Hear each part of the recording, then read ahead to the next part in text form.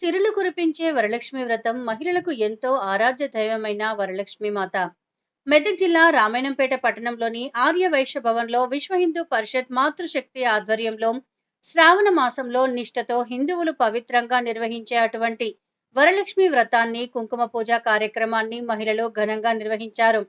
ఈ సందర్భంగా ప్రముఖ హైకోర్టు న్యాయవాది వక్త మౌనిక సుంకర మాట్లాడుతూ, శ్రావణ మాసం ప్రారంభంలో వరాలు ఇచ్చే దేవతగా వరలక్ష్మీ దేవిని కొలిచే ఆచారం ఉందన్నారు.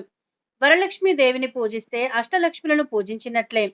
సమాజంలో మన కుటుంబం క్షేమంగా ఉండాలని, అష్టైశ్వర్యాలు కలగాలని, మన యొక్క సంపద పెరగాలని, కీర్తి ప్రతిష్టలు పెరగాలని, సంతోషంగా ఉండాలని ఈ వ్రతాన్ని జరుపుతామన్నారు. ఈ కార్యక్రమంలో ఆర్యవైశ్య సంఘం మహిళలు పెద్ద సంఖ్యలో పాల్గొన్నారు. వెళ్ళండి, ఆ కుల సంఘాలలోనే మీ పిల్లల్ని చేసుకోవాలని అట్లా చేసుకున్నా పర్వాలేదు, ఏం తప్పులేదు, అది కూడా మంచిది.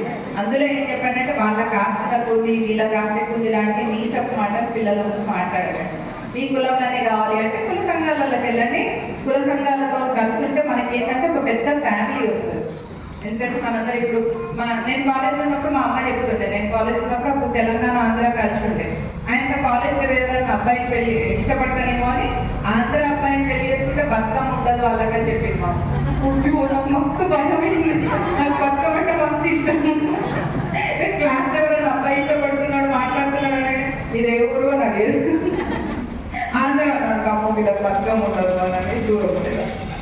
సో ఏం చెప్తే మీ పిల్లలు మీ మాట వింటారో తెలుసుకోండి. మీ కులంలోనే కావాలి అంటే తప్పలేదు, కులంలోనే లేదు నా కులం ఏం పర్వాలేదు, మన హిందూ అయితే చాలు, ఏ హిందూ ధర్మమైనా ఒకటే కాలేదు. మన కులానికి ఆధారం హిందూ ధర్మం, గుర్తుపెట్టుకోండి. మీరు ఊరికి పోతే మీ నాన్నపని మీకు గుర్తుపెడతారా, లేకపోతే మీ తాతపని మీకు పరిచయం ఉంటుందా? తాతపని పరిచయం ఉంటుందా, తండ్రితో ఉంటుందా?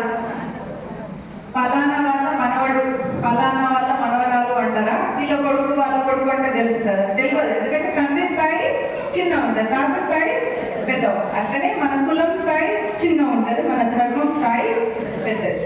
కాబట్టి మీరు అట్లా చేసుకున్న పర్వాలేదు, ఇట్లా చేసుకున్న పర్వాలేదు. కాపాడుకోవాల్సింది ఏంటంటే మన సంస్కృతి సాంప్రదాయాన్ని కాపాడుకోవాలి.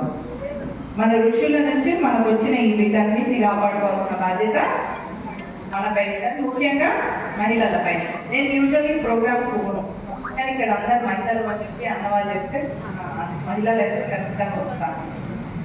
మీరు నేను చెప్పిన దాన్ని నేను ఎంతో కష్టంతో, నేను 8 సంవత్సరాలు గ్రీన్ కార్డ్. నేను ఇప్పుడు పోవాలనుకుంటే ఈ 10-15 రోజులలో కూడా పోవచ్చు, కానీ నేను పోతలేదు. ఎందుకంటే ఈ దేశంలో ఒక్క జొన్న రొట్టె తిన్నాను బతికినా ఈ దేశంలోనే ఉన్నారు. ఆడపోయి వర్ష పరమాణం తింటే